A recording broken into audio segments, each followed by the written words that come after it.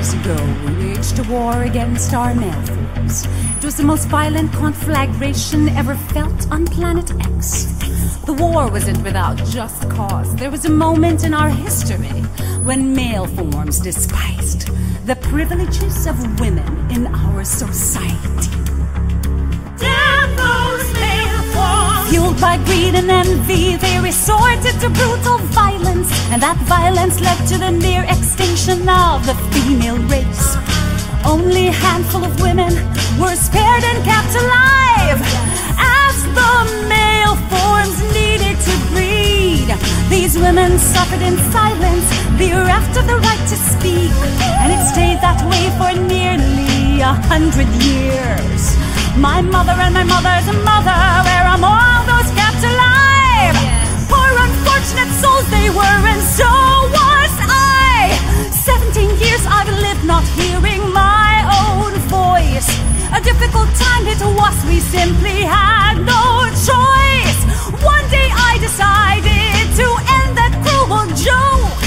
Thus on my 18th name day I spoke. On and on she spoke, fueling the fire revolution. On and on she spoke, fanning the flames of rebellion. On and on she spoke, fueling the fire revolution. On and on she spoke, fanning the flames of rebellion. With cunning stuff, grace, and beauty, we waged a war against the enemy. Amidst the shattered women's corpses, alas, we found victory. We vowed never to be conquered again, until now that remains to be true.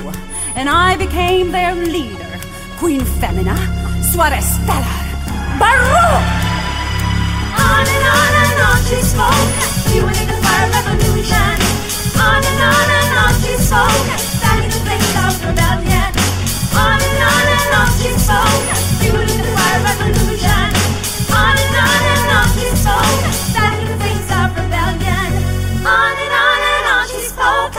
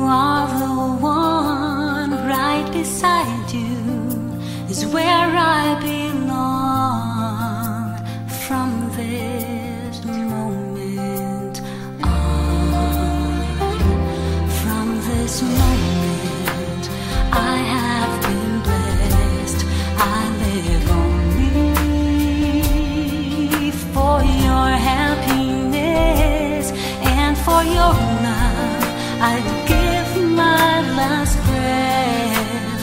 From this moment on, I give my hand to you with all my heart. Can't wait to live my life with you, can't wait to start. You and I will never be apart. My dreams came true because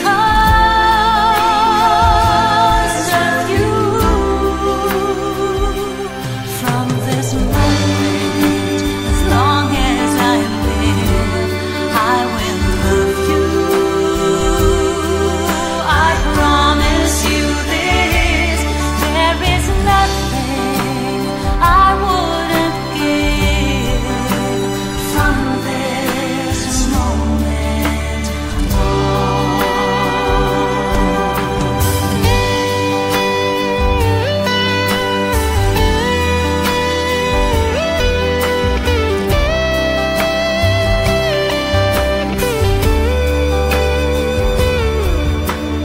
you're the reason I believe in love, and you're the answer to my prayers from up above.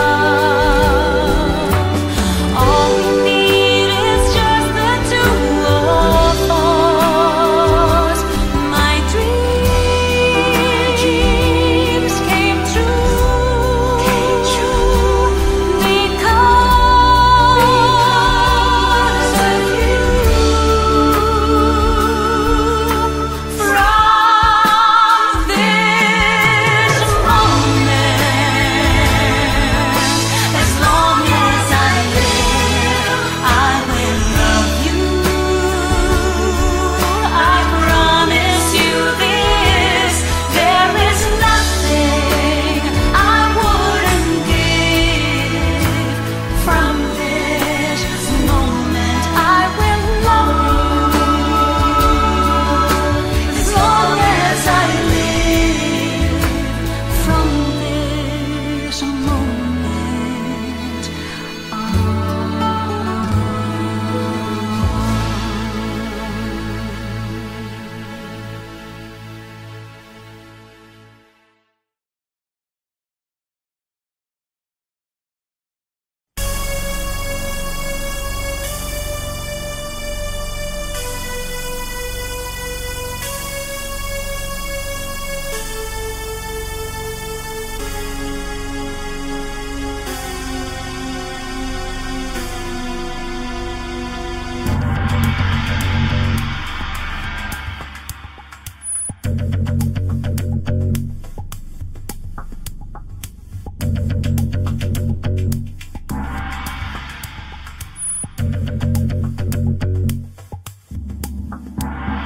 Many years ago, we waged a war against our male foes. It was the most violent conflagration ever felt on planet X.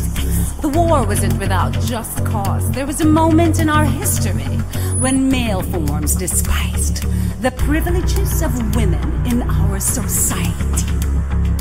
Damn those male forms. Fueled by greed and envy, they resorted to brutal violence, and that violence led to the near extinction of the female race. Only a handful of women were spared and kept alive, as the male forms needed to breed. These women suffered in silence, bereft of the right to speak, and it stayed that way for nearly 100 years. My mother and my mother's mother, where are all those kept alive? Poor unfortunate souls they were, and so was I. 17 years I've lived not hearing my own voice. A difficult time it was, we simply had no choice. One day I decided to end that cruel joke. Thus on my 18th name day I spoke. On and on she spoke, fueling the fire revolution. On and on she spoke, fanning the flames of rebellion. On and on she spoke.